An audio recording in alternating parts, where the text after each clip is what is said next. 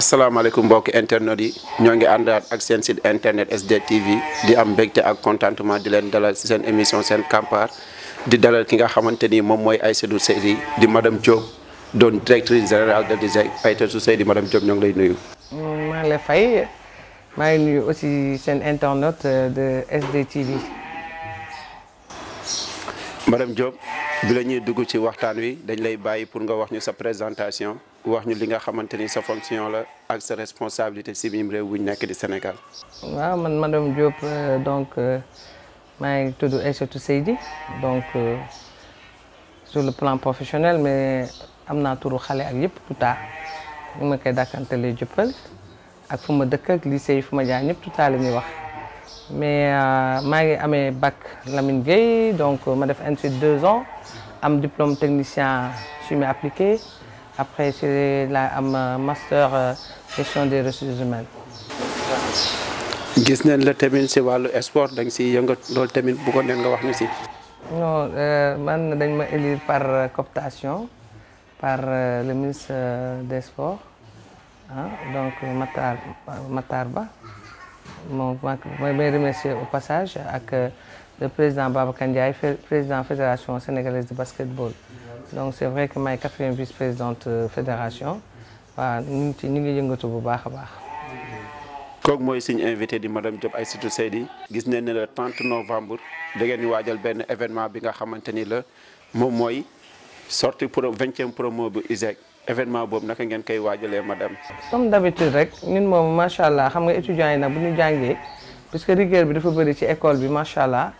dañ leen benn événement phare lañu am mooy bu ñu leen di jox ci sargal jox leen seen diplôme. parce que ñetti at di jàng te ñëpp xam nañ programme ISEG dafa metti parce que suñu étudiants dañuy bëgg ñu polyvalent fu nekk la leen di laal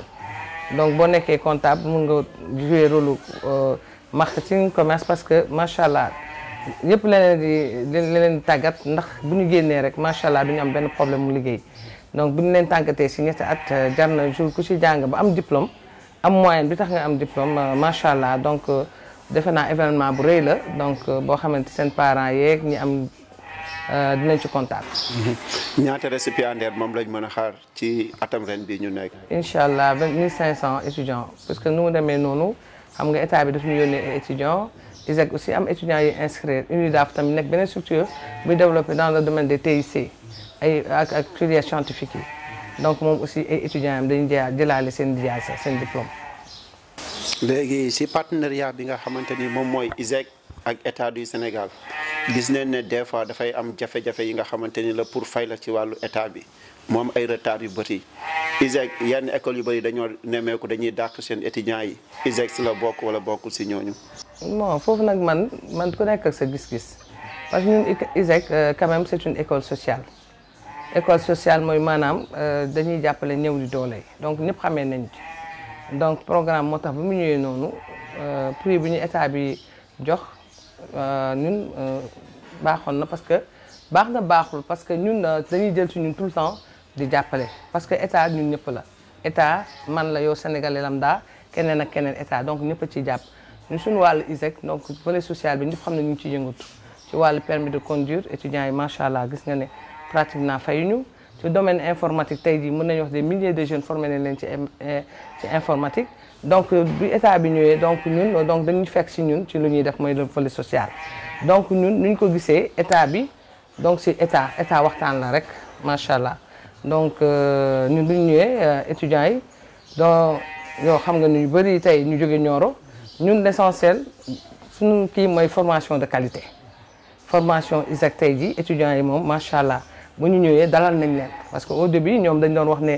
est-ce que privé bi wóor na wala wóorul au début gis nga on avait beaucoup de difficultés pour étudiants yi gëm formation professionnelle supérieure bi mais bu ñu ñëwee je pense que ISEG bokkoon na si ñu bëgg étudiants ñu gën a bëri étudiants donc dalal nañ leen mettre leen en confiance.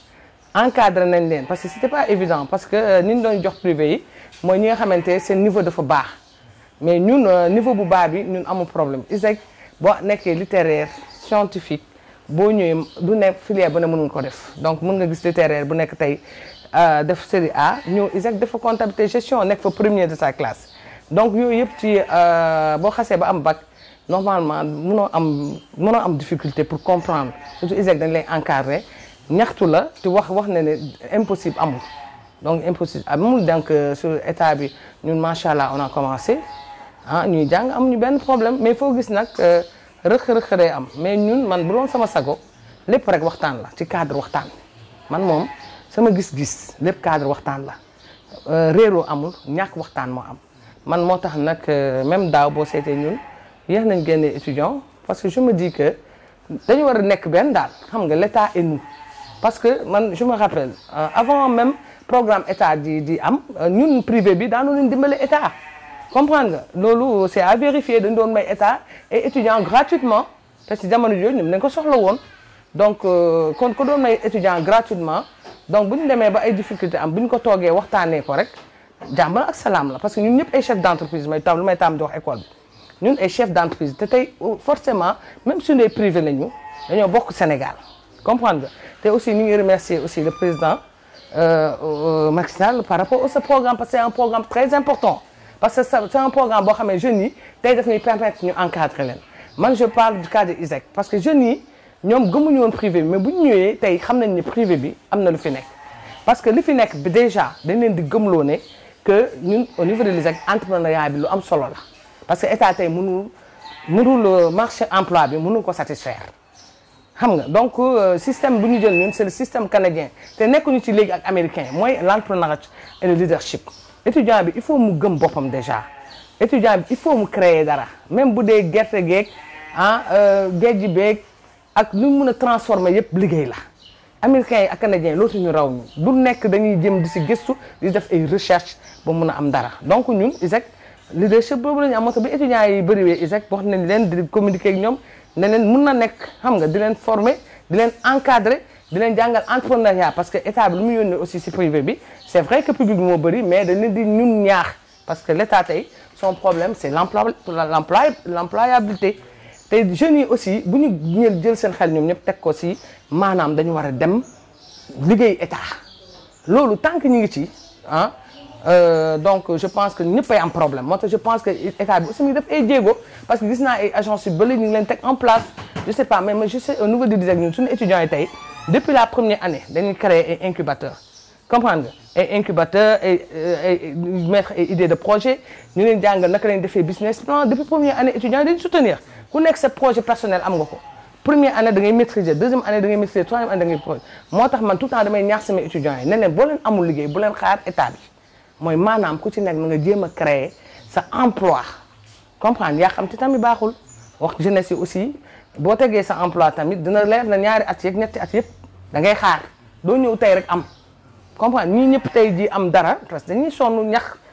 am pour am dara donc moo tax étudiants yi tam da leen ñaax ne boo leen commencé tamit di def entrepreneuriat commencé seen projet nank mooy indi lu rëy donc macha allah da nga xam ne ñàkk waxtaan am na problème am na mais je regrette quand même je regrette parce que bon je sais pas l'état qu'est-ce qu'il va faire après mais man je me dis que lépp waxtaan la rek lépp waxtaan la parce que état bi tamit c'est vrai que ñëw na gis privé bi franchement ñun aussi jàppalante ne ay partenaires lañu mun ñu nekk leneen lu du ay partenaires vous comprenez donc man damay woo ñëpp xam nga woo le président école yi xam nga privé bi moom franchement quoi qu'on puisse dire tey bu ñu defee bilan am na lu ñu indi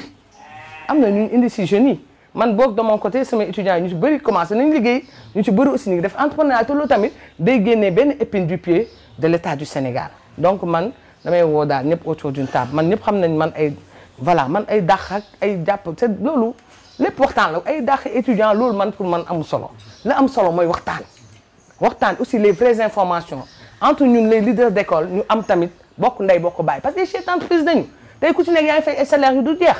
man par exemple c'est vrai j'ai des CDI j'ai des prestataires mais am na ñoo xam ne ay stagiaires vous comprenez donc je me dis que problème bi yëpp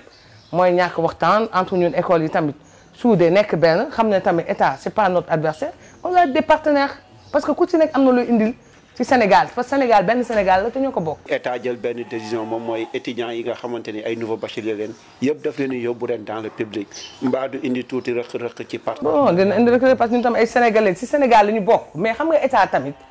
état bu comprendre tamit xam nga parce que moi je me dis que loo gis waxtaan la xam nga il faut que ñu waxtaan autour d'une table parce que état bu comprendre xam nga ñu jékki saa yi mu am ay yenn mouvement te ñun ay responsable lañu ñun ñëpp ay responsable donc on doit s'asseoir autour d'une table vous voyez doo gis rek am na ay gëstu ay bind ay lettres ay pas à pas xam nga tey boo fëggee fii xam nga fëgg fii xëy na dina dem ba mais lépp si ay waxtaan boo xamante wax ne lii la ñuy def man tey jii borom école yi tey bu ma toogoon jàkkaarloo ak président de la république son excellence Macky Sall il faut ñu wax ko ñun lan la ñuy contribuer Sénégal ñun loolu la ñu war a wax communication yooyu pour état mun ñu dégg mais c'est pas di dóor xam nga état dañ ko war a wax ne ñun dañuy former ay jeunes gëmloo leen seen bopp dimbale ko dans le monde de l'emploi dimbale ko dans le monde de l'entrepreneuriat tu vois te loolu je pense que est-ce que lu yéen établissement yi am ngeen si kuréel boo xamante ni la pour xeex loolu la pour wax ak état du Sénégal si loolu la. man nag man franchement à mon niveau ah bon j'ai eu l'occasion de le dire une fois parce que man xam nga tey boo waxee ñu ne voilà ñun xam nga quoi qu'on puisse dire chaque chef d'entreprise aussi doit être un partenaire de l'État comprendre nga ñun ay partenaires État lañu xam nga donc partenaire école État doit accompagner l'État on doit être en phase léegi nag foo gis rek peut-être ay incompréhension yi dañu waroon toog wax État lii ak lii la université privée yi di indi te luy université privée li ñu indi dans le domaine de l'emploi dans le domaine même de étudiant bi gëm sa bopp dans le domaine de l'étudiant bi di entreprendre donc loolu privé bi mën na ko te privé bi tey boo seetee mën na maîtriser étudiant bi parce que étudiant bi tu es face man bokk au niveau de direct je suis avec des étudiants dañ di wax réalité lii ak lii parce que sama étudiant dama leen domloo ne mun ngeen am liggéey mais boo leen amul liggéey boo leen xaar état xam nga parce que loolu dañ toll jamono jooju jamono bi yëpp am crise vous comprenez donc ñenn ñi lu tax ñu rawante mooy ñenn ñi jeunes yi dañu gëm seen bopp du ñu xeeb tam lu ñu am nañ ko jéem a liggéey voilà man loolu laa am lu may wax donc je pense que je sais pas l'État bu demee ba si biir xëy na dina revenir si décision bi mais man lu ma gënoon rek mais lépp lu ñuy def ñun en tant que les écoles parce que mooy ñu nekk toog waxtaan vraiment ut solution parce que tey jii on a beaucoup investi ku si ne investir nga comprendre nga xam nga banques yi am nañ confiance ñi accompagner parce que c'est un programme noble vous voyez donc tey jii voilà je sais pas mënuma jox décision complète bi xaw ma luy xew ëllëg mais daal man lu may woo ci borom ñu bàyyi ko ci loxo état mais lu may woo borom école yi ak yëpp daal mooy lépp si àddina rek waxtaan. ci biir loolu dafa am loo xam ne dañ ko gis ISEC moom mooy benn projet boo xamante ni dañ ko wax projet incubateur ñu gis ne étudiants yi du ngeen leen jàngal ba pare former leen bàyyi leen. parce que nit ñi dañuy wax ne ay diplômés chômeurs am na affaire yooyu noonu mais si projet incubateur yooyu noonu ndax moo ngi dox biir ISEC ndax étudiants yi épousé nañ projet boobu ak aussi yan réalisation ngeen si def. bon nous à notre niveau donc incubation bi je pense que étudiants yi seen idée projet individuel yi moom ñoom avancé nañ ko bu baax a baax waaw seen projet individuel ñu ngi ciy avancé mais par rapport à l'incubateur donc là. Aussi ñu ngi am ay réflexions pour mettre en place parce que ça nécessite beaucoup de moyens parce que les projets sont là mais ñu xool ak étudiants yi ak les partenaires financiers tout ça naka la ñu mun def ñun suñu bopp ñu mun leen accompagner aussi ñu mun leen accompagner. suñu jëlee ko si loolu dafa am benn méthode boo xam ne dañ ko gis si ISEC te dañ koy faral di dégg si sa wax da ngay wax naan parfois di ngeen dem ba classe yi dootu leen fa nekk seen portable yi ngeen di jàngee ñu gis ne ISEC dafa teg ay universités yu bëri si biir Sénégal ñu fay jàngee en ligne. loolu yan jafe-jafe moo ngeen si am. noonu rek mooy ñun si anticipation bu ñuy def xam nga tey bu ñuy wax entrepreneuriat tey mën naa wax Sénégal ñu ñëw fi njëkk wax entrepreneuriat parce que boo xoolee suñu institut bi institut supérieur d'entrepreneurship et de gestion te entrepreneuriat boo xoolee ñun dañ ci yàgg donc il faut am benn capacité d'anticipation mooy maanaam le e-learning vous êtes la génération numérique quoi qu'on puisse dire parce que tey jii tout est téléphone. tout est téléphone dañ toog jamono joo xam ne kenn du jàngi école dem classe kenn du dem bureau commencé na parce que man la plupart de mon travail je le fais par soit mon iPhone vous comprenez donc am na ay sociétés yu bëri tey du ñu liggéey tey suba c'est bureau ñetti fan yi seen kër la ñuy toog c'est comme les études léegi boo demee ba am bac tout est recherche lépp a ngi ci internet bi comprendre nga donc ñun dañu anticiper ci e-learning bi am benn plateforme macha allah ay waa Zik donc foo mënut a toog instant bii rek normalement suñu étudiants yëpp dañoo war a toog seen kër parce que plateforme bi stable na prof bi day toog di def ay exercice même mathématique tu vois comptabilité day bind di effacer ci ordinateur bi vous comprenez donc nit ki mën na toog fu mu toog di jàng-jàngam vous comprenez donc loolu le e-learning là aussi loolu dañ ci avancé ba nga xamante donc état bi ministre bi fi nekkoon Mary Teuw Niane da doon wax que UVS c'est un clone de l'ISEC vous comprenez parce que benn jéego bu ñu def sur les nouvelles technologies lu am solo loo xamante tey monde bi fa la toll ay Canada ay Afrique du Sud am na école yu bëri nit yi dematuñu sur place dañuy toog seen kër xam nga cours yi ñuy def cours examen la ñuy def même que examen yi tamit normalement sax mën nañu ko def en ligne mais nous pour le moment on sécurise tous les examens se fassent dans les locaux waaw. mais loolu yan résultat la jural ISEC. résultat yi mu ko jural mooy la performance rek parce que cours boo xamante c'est en direct et enregistré maanaam day neen ngay déglu musique tey xale yi musique boo leen tegal ñu woy ko mu jeex tàkk mais tey jii par exemple boo amee cours sa prof bi toog enregistré mais forcément c'est la performance c'est la qualité donc e-learning bi c'est la qualité moom lay mën a indi parce que boo xoolee tey remise de diplôme ah damay joxe benn anecdote ça fait 3 ans major des majors bi Ziguinchor la jógee te il a suivi son cours en ligne waaw ça donc vous voyez donc Ziguinchor le major des majors bi génn donc te kooku e-learning les régions ak banlieue e-learning lañ suivre à 100%. dafa am loo xamante ni ñu ne secret madame Diop la madame Diop maman des étudiants mu doon slogan boo xam ne law na si université yi law na foofu approche boobu noonu ak communication directe boobu noonu lan moo ko may madame Diop ba aussi xale yëpp bëgg ko. bon man xale yi déjà xam nga parents yi bi ñu la confier seen yu doom la plupart man seen yaay laa leen conseillé c'est vrai que j'allie la rigueur et samay doom day mel ni tey ma yoree sama doomu kër. vous comprenez donc étudiants yi samay doom lañu déjà ku ci nekk ak problème boppam donc je suis ouverte mun naa wax ak ku nekk parce que étudiant bi déjà di nga gis étudiant boo xam ne psychologiquement da nga ne ah kii am na lu ko manqué dama koy recevoir sama bureau ñu waxtaan loo xam kenn du ko yëg vous comprenez donc au niveau de l'ISEC aussi macha allah donc étudiants yi tamit xam nañu rigueur bi ma am xam nañu aussi nekk seen maman là parce que je suis pas fermée parce que boo nekkee chef d'entreprise aussi tu dois pas être fermé tu dois être ouverte vous comprenez donc man ñoom aussi dañ ma ñeme ci kaw rigueur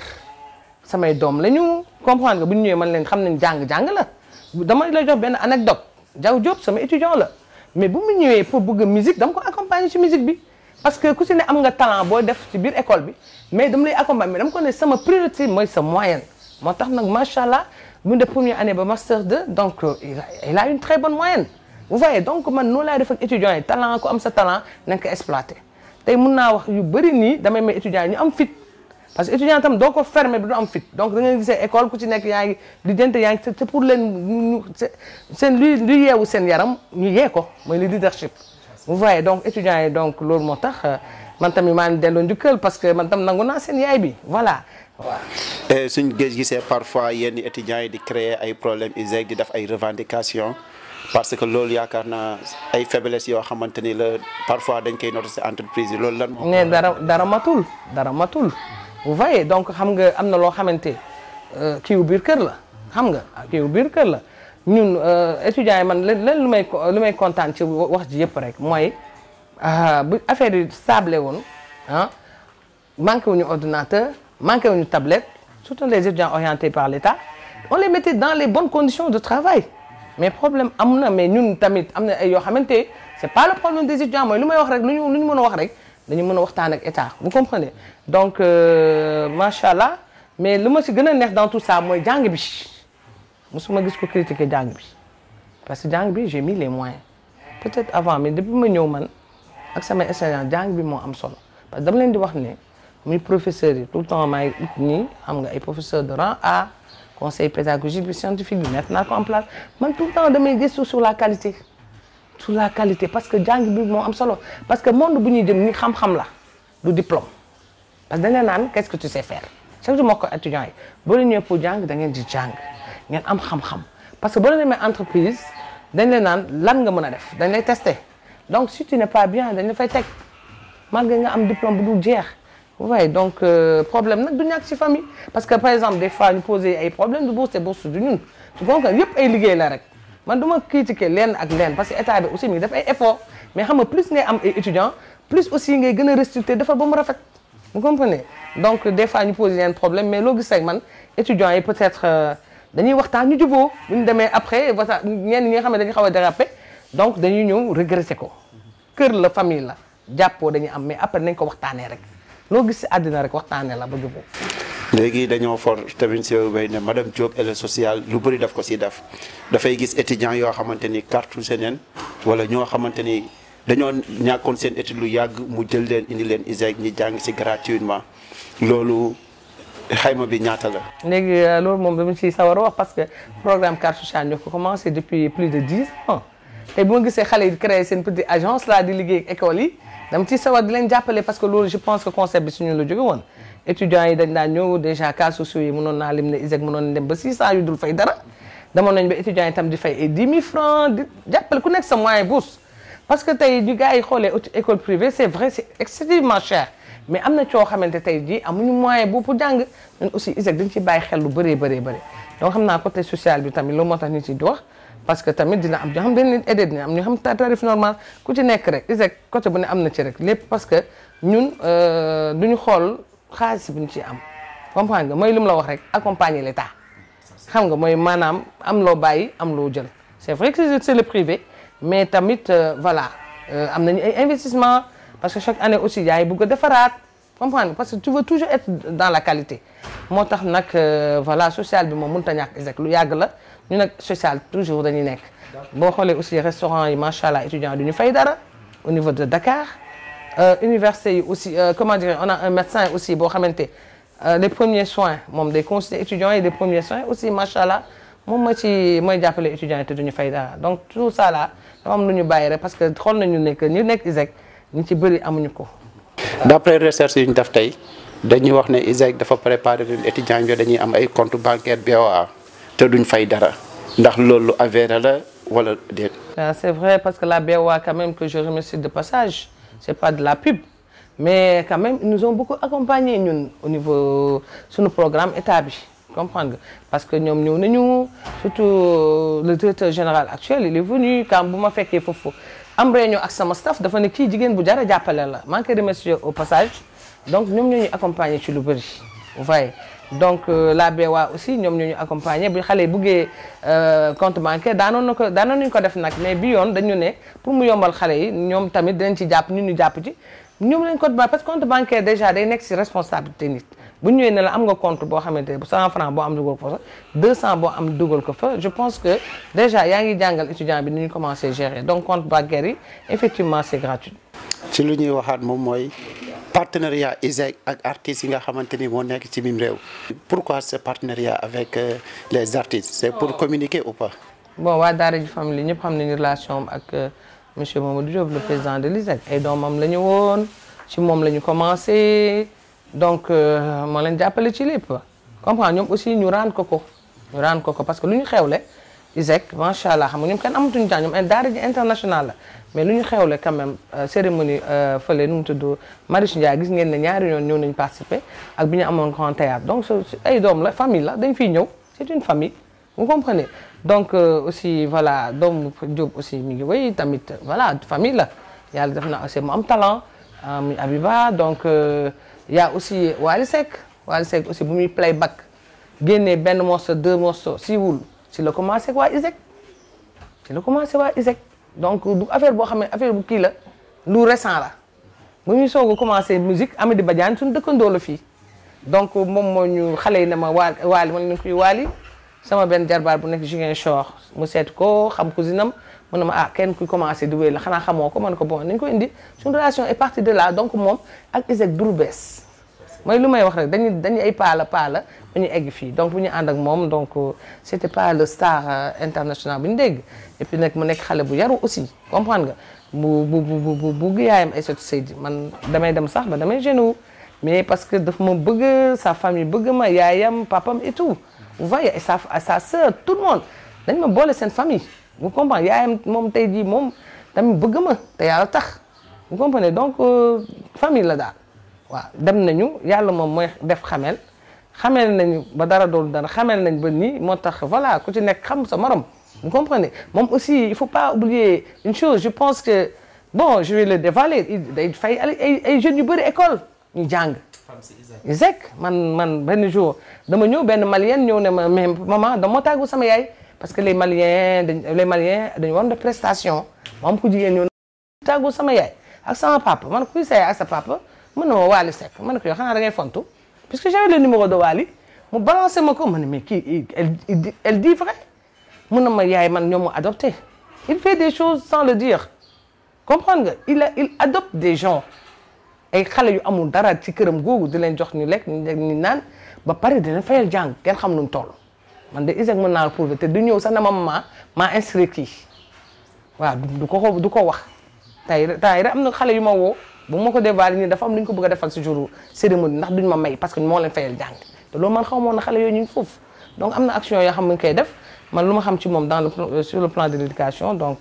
yaa ma laaj ma wax la ko donc sur le plan de beaucoup de choses sans compter yi ma xam parce que jege naa famille bi waaw. soo gisee ñu laaj loolu c'est-à-dire ISEC dafa am partenariat yu bëri ak artistes yu bëri mais dañoo gis tamit kii di Aïssatou Seydi madame Diop au niveau national international gagné na fi ay prix yooyu noonu si biir réew mi yan la aussi au niveau international yan genre prix nga fa am. waaw amoon nañu prix Genève en 2010 sur la qualité de l'enseignement supérieur. Donc, au nom de l'ISEC. Donc, je pense prix boobu Walfadjri amoon na ko en qualité ceinture au niveau de Genève lañ koy joxe donc amoon nañ ko sur le plan de la plateforme e-learning aussi ISEC gagné woon na vous comprenez parce que dañu développé woon le e-learning parce que dañu waxoon boobu sax sàmmkat yi lañ jëloon ak pour éducation retard xale yu ndaw yu war a jàng bi nekk bas âge léegi ñu jëloon kaawu sàmmkat yi naka la ñuy régler le problème de l'éducation pour tous. léegi ñu ne woon nag même sàmmkat yi sax mun nañ dem yor seen téléphone ñu leen di yónnee SMS ñu ciy jàng donc loolu moo tax nag moo indi tilt lii boobu sax waa Union européenne joxoon nañu benn financement ba ñu par rapport à ce projet. waaw léegi par rapport au niveau national ordre national des mérites. loolu damay remercier le président de la République parce que je pense que ñoom aussi loolu man lu contenté la parce que nit ku nekk ñaan nga sa réew décoré la. Vous voyez, donc, autant de professeur Mary Teuw Niane aussi que je remercie au passage. Donc, tàggat nañ ma ordre national du mérite parce que ñoom aussi je pense que ku ñu tàgg ordre national du mérite sénégalais bu nekk da nga ko mérito. Vous pensez, je pense que chaque année ñu def ordre national du mérite kontaan naa ci lool aussi di remercier aussi le président de l'ISEC parce que tey jii moo ma jox confiance bàyyi mag ISEC mais gérer ISEC. Vous comprenez parce que maag moom dañoo yàgg et tout mais aussi je le remercie de passage. waaw loolu SDTV daf la siy félicité bu baax a baax madame Diop ISEC ak sport gis nañ la yaa ngi siy xar sa tànk tubéy bu baax a baax te temps yi rek nga jógee ko siin si li nga xamante ni moom mooy compétition 3 contre 3 potentialité boobu noonu lan moo ko may ISEC mu dem ba dugg ci wàllu sport. sport bi nag moom mooy lu ma la wax rek man ba ma ñëwee jël direction bi j'avais vu que ñun intégré wu ñu woon benn UASU daal mais bu ma ñëwee loolu laa njëkk lijjanti parce que damay xool qu'est-ce qui se passe autour des autres écoles. ñu ne ma bon UASU am na ma dem inscrire formaliser mais bu ma formaliser man du may dugg rek damay dem ba jeex donc je pense que coupe yëpp la ñu raflé. waaw UASU bi am na yu bëri la plupart donc bu mu dugg see daal tout lay may sama borom école yi samay partenaires lañ nag man je ne parle pas de concurrents parce que yeneen écoles yëpp ay partenaires lañ parce que nous sommes des chefs d'entreprise nous sommes des employeurs donc ku si nekk rek da nga war a yéene sa morom jàmm vous comprenez donc si laa commencé dem sport bi UASU ba 2015 Léopold mu nga xamante ne membre FUSU la daal di ñu wax bu invité woon ak ICAO donc premièrement c'était invitation coupe du monde universitaire basket contre 3 contre 3 mais bu ñu demee année bu stop nag waaw coupe du monde basket contre 3 la ñu invité 2015 mais à partir de 2016 nag dafa am fédération bu ñu créé africaine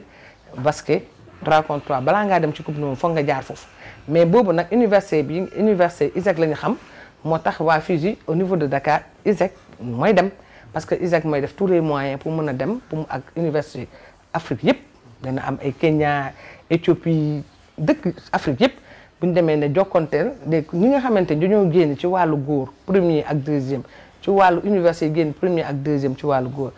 université yu génn premier ak deuxième ci wàllu jigéen mais mun na nekkat université nu may expliquer par exemple benn université supposons ñu ne Kenya université mooy premier na Éthiopie université mooy deuxième ISEC université mooy troisième non mooy deuxième côté góor premier côté góor ah léegi par exemple ñu ne ISEC université mooy premier côté jigéen ñu ne quatrième université donc quatre universités mën nañ dem parce que 2 góor mooy dem ak 2 jigéen mais il s'est trouvé que ñun bu ñu demee première coupe du monde bi 3e place lañ jël mais aussi kon mu la ko waxee rek depuis nag may ñu kenn dara chaque année ñu dem coupe du monde bu ñu jëlu premier jël nañ 2e waaw ba ren nag voilà. ça c'est très bien donc dañ la siy félicité bu baax a baax mais lu ñu bëggoon a xam moom mooy qualité leadership bi feeñ na ci li nga xamante ni moom mooy sa démarche ak démarche ISEC loolu naka nga ko tàggatee sa bopp madame Diop. bon avant tout damay wax aussi ci coupe du monde basket 3 contre 1 parce que man tamit dama am fit mais gëm la xaw ma gëm-gëm la tamit. foofu nga jógee ñëw. parce que quart de finale 2017 lañ ko jëloon mais ren dama waxoon dama bëgg dugg carré d'as xam nga wax ko ci Sénégalais yi te man aussi xam nga bëgguma gàccee moo tax bu ma demee ci xale yi mayu ma leen dara xam nga xale yi door nañu ay lu mel ni ay Australie ah door lu mel ni ay Iran premier kii jigéen ñi amuñu benn fu ñu fëte def na waaw fii laa leen tàggatee parce que bala may dem defal naa leen tournoi defal leen régime defal leen lépp le sport war a soxla ba pare nag ne Sénégalais yi maa ngi dem indi demi-finale macha allah falaa demi-finale laa indi ci jigéen ci coupe du monde loolu c'est important góor yi ma ñu yem quart de finale te góor yi ñett laa amoon. te loolu gouvernement du Sénégal remercié na la kat la ñu woon kenn ki blessé parce que bu amee blessé bu ñu xasee ñoom boo ne ñii ñooy dem coupe du monde ñoo ñooy dem coupe du monde ma am blessé ci góor yi mais góor lañ de ba dem quart de finale jigéen ñi nag macha allah amuñu benn défaite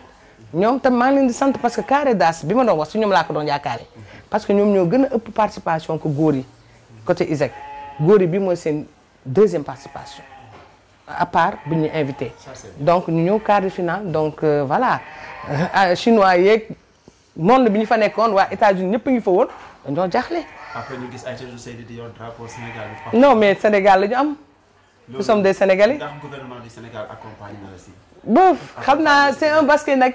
basket boo xam ne comme nouvelle technologie rek xam nga ñun ba ñuy def internet kenn xamul lu internet. bu ñuy def basket A3 aussi xam nga Sénégalais xamuñu ko mais c'est un pro sport boo xam ne ça tend ah moom mooy avenir bi waaw ça va vers l'avenir. mais nag je pense que wax naa ci communiqué naa ci bëri ak Sénégalais yi commencé nañ comprendre d'ailleurs sax taux de comment dirais de vue ci site Fusi bi ñoom sax dañ daf leen jaaxal côté Afrique parce que surtout Sénégal ñu bëri seetaan nañ ko en direct parce que dañ doon yónnee liens yi fii mais loo gis rek day ñëw xam nga boo defee ses résultats defaat ses résultats waaw de façon xam naa ne ministre bi est au courant ah dañu amul occasion mais ñi ko jege ñoom ñëpp félicité nañ ma waaw président fédération Babacar aussi félicité ma que je salue au passage. gis nañ la nga participer ci coupe d'Afrique bi passé ci wàllu jigéen ñi ak ci wàllu góor ñi aussi wàllu jigéen ñi nga yóbbu leen ba final. coupe d'Afrique bi protocole lañ ma joxoon man moom dama fu ñu ma yemal rek foofu laa yem waaw protocole bi je pense que je l'ai bon du ma ne réussir naa ko waaw voilà. parce que mobilisation yi dañu gis stade bi dafay festé. waaw stade bi xam nga yéen samay doom yu mel ni yéen ak ñeneen rek. xam nga mbir boo ci boolee na ci jëpp jàpp waaw mbir boo ci bokkee rek na ci jëpp jàpp donc c'est vrai que jàpp ngeen ci depuis le tournoi fii Marius Ndiaye ah ñëpp ci jàpp domaine sport basket bi ñëpp jàpp nañ ci mais yéen aussi vraiment sama doom yeeg sama étudiants yi jàpp ngeen ci waaw ba ngeen xamee damaa ngi sport bi vraiment ñëw ngeen supporter ah jàppale Sénégal parce que kon mu waxee rek Sénégal benn bopp la kenn mënu ko xar ñaar. qualité leadership boobu bëggoon neen xam noo def ba tàggat ko ci sa bopp. parce que fépp ñoo ngi la fay dégg ci côté enseignement côté basket ak lépp lu mënti doon. te aussi en tant que jigéen joxal sa bopp benn excuse. waaw man nag c'est vrai dama leen jox benn histoire man nag garçon manqué laa woon nag man depuis ma nekk lycée laa commencé di yëngatu ci foyer yi dugg génn xam nga tey am na ñoo xam ne responsable yu mag yoo xamante ñu ngi ci état bi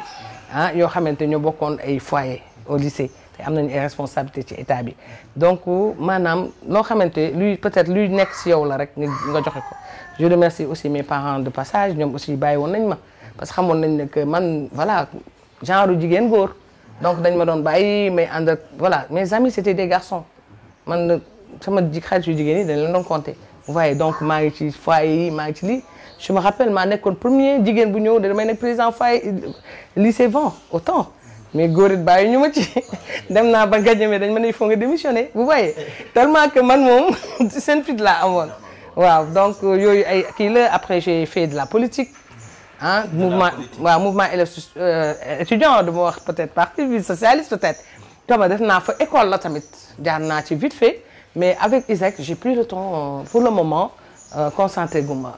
ci politique bi. dafa am loo xamante ni dañ ko gis sa côté mooy ki nga xamante ni mooy monsieur Diop ISEC koo gis xam ne idéalement c'est quelqu'un qui est très compétent lépp lu mën moo ngi koy def ci biir réewam ban apport la indi ci Aïssatou Seydi. waaw donc moom aussi c'est quelqu'un un visionnaire il a beaucoup d'idées de projets qu'il a mis en place dans ce pays moom idées projets yu bëri donc man ci li ma fekkee école informatique dans les écoles moom la donc lu ma fekkee aussi internet bi moo ko njëkk indi Sénégal lu ma fekkee aussi mooy ordinateur yi moo ko njëkk lancé au Sénégal donc day anticiper vous voyez donc il a beaucoup d'idées de projets boo xam ne tey mën naa wax peut-être gouvernement bi am na yu bëri daf koy mu ngi ciy mettre en place ci xam-xamam loolu yàgg na du tey mais lu yàgg la même ministre bi fi nekkoon tamit gis nga décentralisation yeeg c'est possible xam nga les e-learning décentralisation les ISEP yu ñu créé yooyu yëpp c'est xam nga ISEC loolu donc ay concept la donc état moom mën na jafandiku ci ISEC pour mën a dem parce que ñun des fois dañoo xanaa yéen doon leen école rek man leen non bu ñu yemee ci école rek du baax parce que il faut ñu nekk loo xamante bu la yàlla mayee xam-xam da nga koy partager ak Sénégalais yi. loolu temps bu ñu mayoon xam naa dafay waaj a jeex madame Diop Aïssatou Seydi tey suñu la waxoon benn message boo xam ne moom ngay wax say étudiants ci bis bi nga xamante ni moom ngay préparer ban message lay doon. bon man sama étudiants yi déjà ñoom yaru nañu mais lu mu leen di wax ne que bis bi déjà maa ngi di félicité jàng ba am sa lijaasa te ñëpp xam ne jàng ISEC dafa metti ah donc déjà maa ngi di félicité ah di ñaan bis bi ñu dugg si bisimilahi rahmaani rahim génn si alhamdulilahi rabil alamin beneen bi aussi mooy comme d'habitude rek ñëpp xale xam nañ ne ISEC feetam benn la fi ah xale yi yaru nañu am nañ teggin xam nga parce que 1500 étudiants devant un public leurs parents donc du lu yomb ñoom sànq rek def nañ briefing ak ñoom donc yaru bu ñu xamoon ci ñoom la ñuy xaar vous comprenez donc pour ñu mën def fête bu belle parce que fête bi c'est leur fête parce que comme ni ma ko waxee sànq rek jàng ñetti at fête bi la ñu am mooy fête bi nga xam ne tey jii sa premier diplôme yaa ngi koy fêté ah te loolu lu am solo la donc maa ngi di féliciter bu baax a baax et puis voilà je pense que la fête sera belle. madame Diop looy wax ci SDTV. SDTV dama kontaan parce que yow li ma la wax xam nga xaroo liggéey. oui vous avez créé une entreprise yow nga nekk journaliste bi donc macha allah. yow da nga comprendre très vite le système te yow man nu ma la gisee aussi.